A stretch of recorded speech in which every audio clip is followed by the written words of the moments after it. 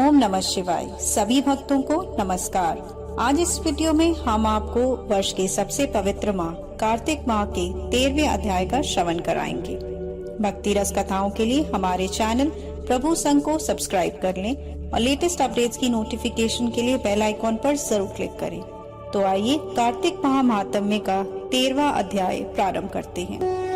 नारद जी बोले, दैत्यों के तीक्ष्ण प्रहारों से व्याकुल होकर देवता इधर उधर भागने लगे। तब इंद्र आदि को इस प्रकार भयभीत देखकर गरुड़ पर चढ़े भगवान युद्ध में आगे बढ़े। उन्होंने अपना शांगार नामक धनुष उठाकर बड़े जोर से टंकोर किया। त्रिलोकी शब्दित हो गई। पल मात्र में ही भगवान विष्णु ने हजारों दैत्यों के सिर काट गिराए। यह देखकर जलंधर के क्रोध की सीमा न रही। फिर तो भगवान विष्णु और जलंधर का महान संग्राम हुआ। बाणों से आकाश भर गया। लोग आश्चर्य करने लगे। भगवान विष्णु ने अपने बाणों के वेग से उस दैत्य की ध्वजा, छत्र और धनुष बाण काट डाले तथा एक बाण से उसकी छाती में प्रहार किया। इससे व्यथित हो उसने अपनी प्रचंड गदा उठा गरुड़ के मस्तक पर मार दी। गरुड़ पृथ्वी पर गिर पड़ा। साथ ही क्रोध से उस दैत्य ने होंठ काटे और भगवान विष्णु की छाती में भी एक तीक्ष्ण बाण मारा। इसके उत्तर में भगवान विष्णु ने उसकी गदा काट दी और अपने श्रृंगार धनुष का बाण चढ़ा चढ़ाकर उसको बींधना प्रारंभ किया। जलंधर भी उन पर अपने पैने बाण बरसाने लगा। उसी समय जलंधर ने भगवान विष्णु को कई पैने बाण मारकर वैष्णव धनुष को काट दिया।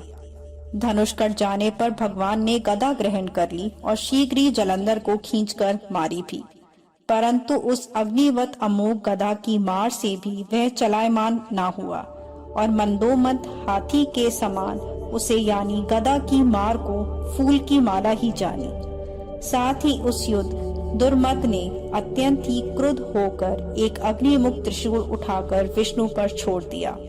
भगवान विष्णु ने शिव के चरणों का स्मरण कर नंदक नाम त्रिशूल से उसके त्रिशूल को छेद दिया। जलंधर ने झटक कर भगवान विष्णु की छाती में एक मुष्टिक मारा। उसके उत्तर में भगवान विष्णु ने भी उसकी छाती पर अपनी मुष्टिका का प्रहार किया। फिर दोनों घुटने टेक कर बाहों और मुष्टिकों से बाहु युद्ध करने लगे। कितनी ही देर तक भगवान विष्णु उसके साथ युद्ध करते रहे। वह कुछ श्रमित से हो गए। तब सर्वश्रेष्ठ मायावी भगवान उस दैत्य राज से मेघवाणी में बोले, हे रण दुर्मम दैत्य, श्रेष्ठ तू धन्य है जो इस महायुद्ध में इतने बड़े बड़े आयुधों से भी भयभीत ना हुआ। तेरे इस युद्ध से मैं बड़ा प्रसन्न हूँ। तू जो चाहे मांग, मैं अदेय वस्तु भी आज तुझको दे दूंगा।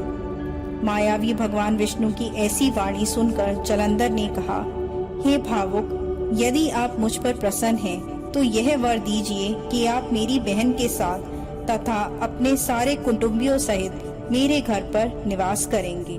नारद जी कहते हैं, उसके ऐसे वचन सुनकर भगवान विष्णु को खेद तो हुआ, किंतु उसी क्षण उन देवेश ने तथास्तु कह दिया। अब भगवान विष्णु सब देवताओं के साथ जलंधरपुर में जाकर निवास करने लगे। जलंधर अपनी बहन लक्ष्मी और देवता सहित भगवान विष्णु को वहां पाकर बड़ा प्रसन्न हुआ। फिर तो देवताओं के पास जो रत्न आदि थे उनके स्थानों पर दैत्यों को स्थापित कर जलंधर पृथ्वी पर आया। निशुंभ को पाताल में स्थापित कर दिया और देव, दानव, यज्ञ, गंधर्व, सर्प, राक्षस, मनुष्य आदि सबको अपना वशीवर्ती बनाकर त्रिभुवन पर शासन करने लगा। उसने धर्मानुसार सुपुत्रों के समान प्रजा का पालन किया। उसके धर्म राज्य में सभी सुखी थे। कथा संपूर्ण। आशा है आपको हमारा ये वीडियो जरूर पसंद आया होगा। हमारा यह वीडियो अपने फ्रेंड्स और रिलेटिव्स के साथ जरूर शेयर करें। कार्तिक मास की कथाओं से रिलेटेड और वीडियोस के लिए हमारे चैनल प्रभु संघ के साथ जुड़े रहें और कमेंट बॉक्स में ओम नमः शिवाय लिखना न भूलें।